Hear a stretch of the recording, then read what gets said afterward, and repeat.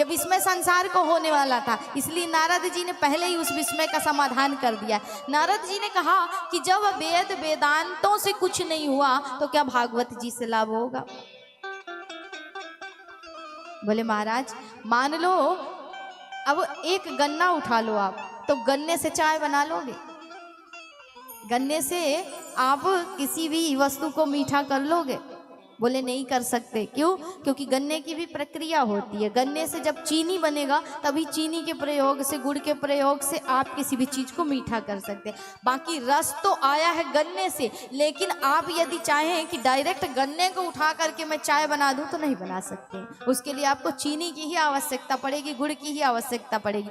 तो माना जाता है कि वेद क्या है? बोले कल्प वृक्ष है महाराज, एक वृक्ष है। वेद वेदांत क्या वृक्ष है, लेकिन वृक्ष का जो पका हुआ फल है वो श्रीमद् भागवत महापुराण है। अब डॉक्टर ने यदि कह दिया कि आम का जूस ही पीना है ताकत के लिए, और आपने सोच लिया कि आम के जो पेड़ में फल है उसमें रस तो जड़ से आया, तो जड़ को ही पीस करके पी जाए तो क्या रस उससे जड़ से कुछ लाभ होगा आपको?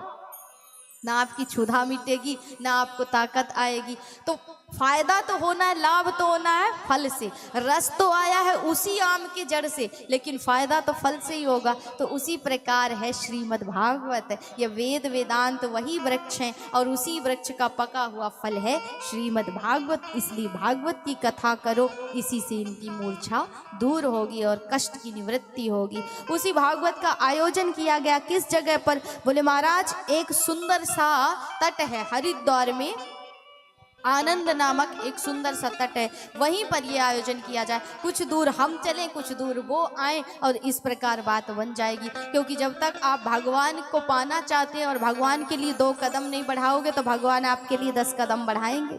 इसलिए थोड़ा प्रयास हम करें, थोड़ा प्रयास वो करें, तो इस तरह में बात बन जाएगी। तो थोड़ा आप अपने घर से निकलिए और कथा पंडाल में आइए, कथा सुनिए। भगवान के लिए थोड़ी मेहनत तो करनी पड़ेगी ना। संसार के लिए करते हो ना पूरे दिन, तो भगवान के लिए भी तो थोड़ी मेहनत करनी पड़ेगी। इसलिए थोड़ा सा प्रयास हम करें, थोड़ा सा प्रयास हरि करें और बात बन जाएगी महाराज। तो यहाँ पर सुंदर व्यास मंच लगाया गया, सनत कुमार आसीन हो गए, सामने नारद जी बैठ गए, 3 आसन रख दिए, आवाहित किया गया भक्ति महारानी ज्ञान वैराग्य को। सुंदर कथा आरंभ हुई। नारद जी ने प्रश्न किया कि प्रभु एक बात बताओ, कोई पुण्यात्मा, कोई सत्कर्मी यदि भागवत की कथा सुन करके मोक्ष प्राप्त करे तो कोई बड़ी बात नहीं है, लेकिन क्या किसी पापी को भी मुक्ति मिल सकती है? बोले महाराज पापी नहीं, महापापी को भी भागवत से मुक्ति मिल जाती। जिसने जीवन में कभी सत्कर्म किया ही नहीं, दुराचार परायण जिसकी वृत्तियां रही और जो सदैव जीवन भर पापों में लिप्त रहा, वो भी यदि जीवन पर्यंत पाप करने के उपरांत मृत्यु हो जाए, प्रेत बन जाए, उसके निमित्त भी कोई कथा सुन ले तो उसकी मुक्ति है, उसकी सदगति है श्रीमद् भागवत महापुराण की कथा सुनने से। महाराज ऐसे कैसे संभव हो सकता है? तो नारद जी के और संसार के विस्मय को दूर करने के लिए एक कथा सुनाई यहाँ पर कि एक सुंदर सा स्थान था, तुंगभद्रा नदी के किनारे एक सुंदर सा नगर था, उत्तम नगर। वहां पर सभी प्रकार के जीव प्राणी निवास करते थे। उन्हीं में एक ब्राह्मण देवता थे, एक पंडित थे, आत्मदेव जी महाराज। इन आत्मदेव के पास बड़ा ही ज्ञान था, धन था, सब कुछ था, लेकिन कहते हैं जीवन में अगर अभाव नहीं होगा किसी चीज का तो आप भगवान के प्रभाव से वंचित रह जाओगे। इसलिए हरि अपने प्रभाव को बताने के लिए आपको अभाव देते हैं। तो इनके पास सब कुछ था, लेकिन संतान की कमी थी। अब संतान की कमी थी, इनकी एक पत्नी थी, सुंदर सी पत्नी। इनके लिए तो सुंदर थी महाराज, लेकिन समाज के लिए तो बड़ी दुष्ट और कर्कशा थी। नाम था धुंधली, और यह धुंधली जैसा नाम वैसा गुण। अब जैसा नाम रखोगे वैसे ही गुण आएंगे आपके अंदर, तो इसका नाम ही था धुंधली। अर्थात सब कुछ ये धुंधला ही देखे, ये बुद्धि है वो धुंधली। तो ये बुद्धि हमेशा क्या करती है? कुतर्क ही करती है। उसी प्रकार वो नारी धुंधली हमेशा कुतर्क करती रहती थी। अब एक दिन महाराज इनके मन में विचार आया, पंडित जी के मन में विचार, बड़े ही दुखित मन से विचार करते हैं कि मैंने ऐसा कौन सा पाप किया कि पितर मुझसे संतुष्ट नहीं है, मेरे घर में गऊ बंध्या हो जाती है, और तो और वृक्ष भी कभी हरा भरा नहीं होता है। लोगों के ताने सुन सुन करके ये परेशान हो गए और ग्लानि बस दुखी होकर के ये सीधे ग्रह का परित्याग करके वन में चले गए। जा करके एक निर्जन वन में बैठ गए और वहीं पर बैठे बैठे विचार करने लगे कि अपने प्राणों को त्याग दूंगा, लेकिन आज लौट करके बिन पुत्र प्राप्ति के वरदान के लौट करके घर नहीं जाऊंगा। तो भगवान भी कहते हैं कि आप जिस चीज की कल्पना करते हैं तो कहीं ना कहीं ईश्वर भी उसे पूर्ण करते। वहीं पर एक संत आए, संत ने देखा और देख करके ब्राह्मण देवता को, जब ब्राह्मण देवता को देखा तो उतरा हुआ मुख, समझ गए विद्वान ब्राह्मण, लेकिन कोई तो बात है महाराज, कोई तो चिंता। इसलिए जा करके कहा कि कथम रोदिसी विप्रत्वम काते चिंतावली बदत्तम सत्परम मह्यम स्वस्य दुःखास्य कारणम। महाराज हो तो ब्राह्मण, कर्मकांडी विद्वान मालूम होते हो, लेकिन ये मुख पर ये चिंता, ये व्याकुलता कैसी, किस बात का भय है, किस बात का शोक है। ब्राह्मण देवता ने जैसे ही देखा तो जा करके दंडवत गिर गए और कहा महाराज बाकी सब तो है, लेकिन जीवन में संतान का सुख नहीं, संतान का अभाव है, और शायद इसी वजह से मेरे पितर मुझसे खुश नहीं है, मेरे घर में कोई भी संपन्नता नहीं है, सिर्फ एक संतान का सुख ना होने से।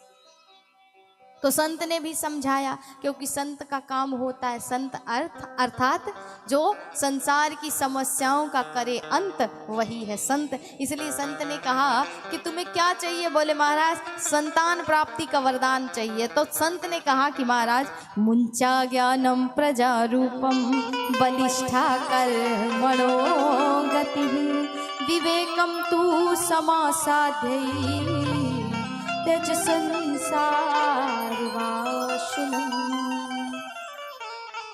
क्या कहते हो ब्राह्मण देवता कि संतान चाहिए, संतान लेकर के क्या करोगे? बोले इस लोक में गति, उस लोक में परम गति, सदगति। बोले संतान किसी को सुख नहीं देता है, इतनी बात आप ध्यान रखिएगा।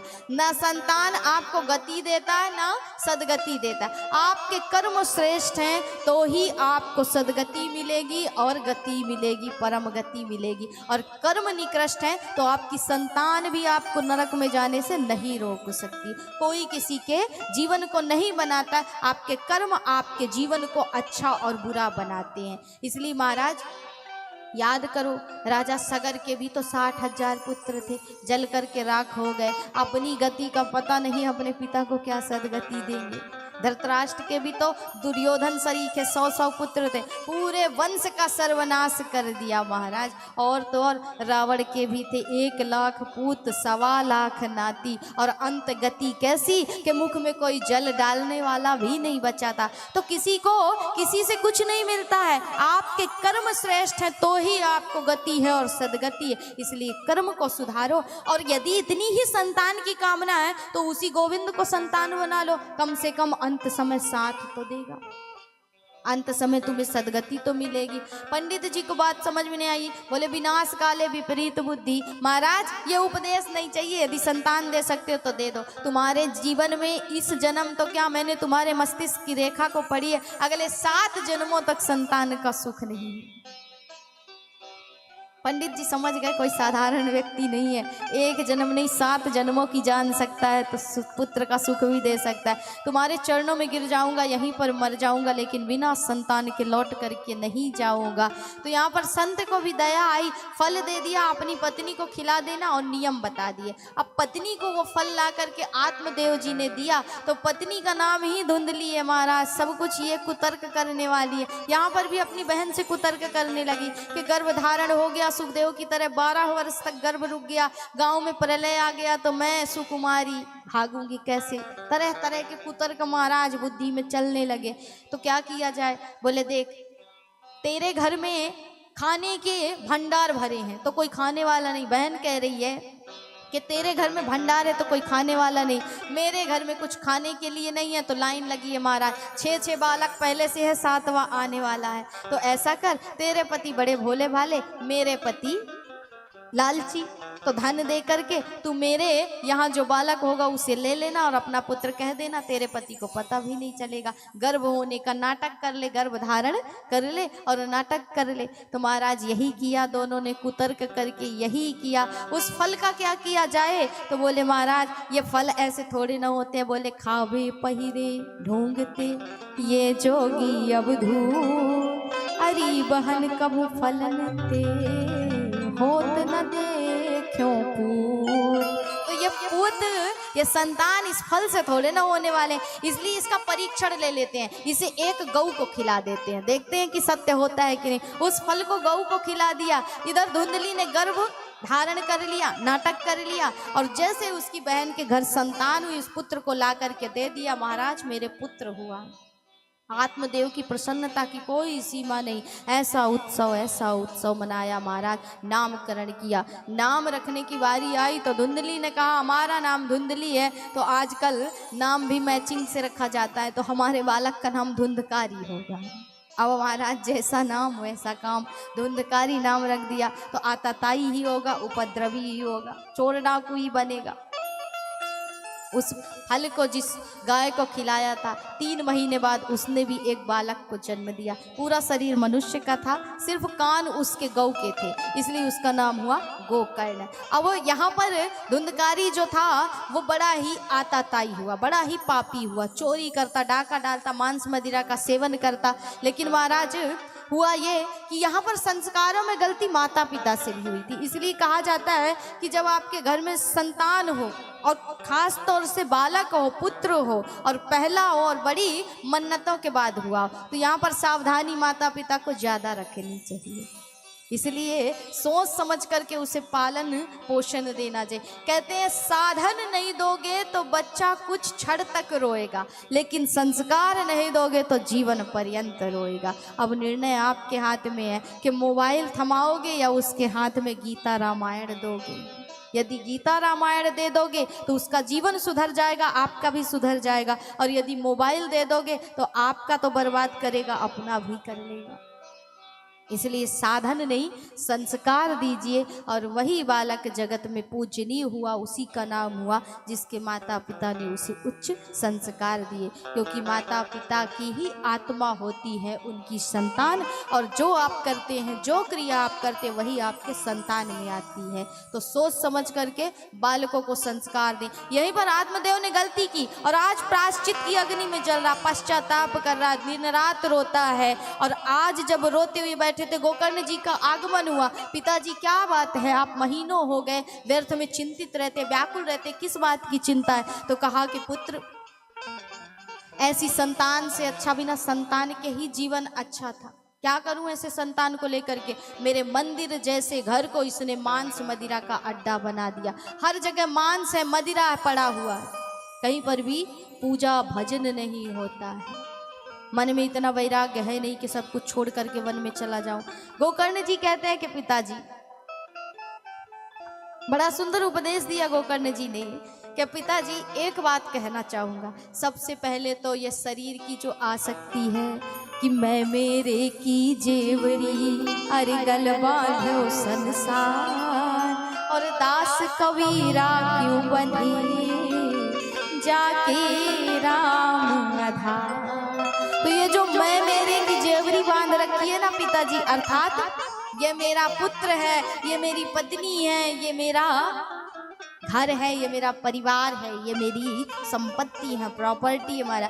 तो पहले सबसे पहले इसे त्यागो। क्योंकि ज्ञानी हो, पंडित हो, कोई भी हो, राजा हो, दरिद्र हो, कोई भी हो, शरीर की गति 3 ही होनी है।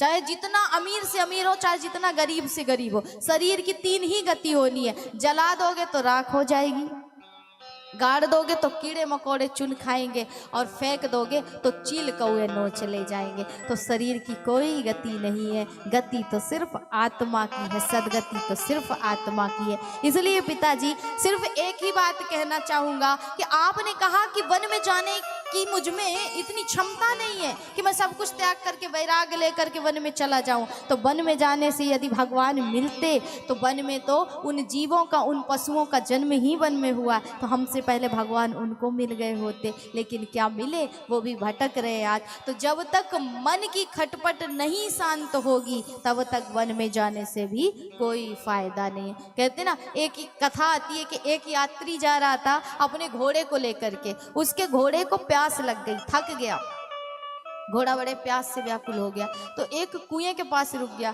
कुएं में पहले के समय पे होता था ना, कोल्हू से जल निकाला जाता था। जब बैल चलता था तो जल बाहर आता था, और बैल का चलना बंद हुआ तो जल नहीं आएगा।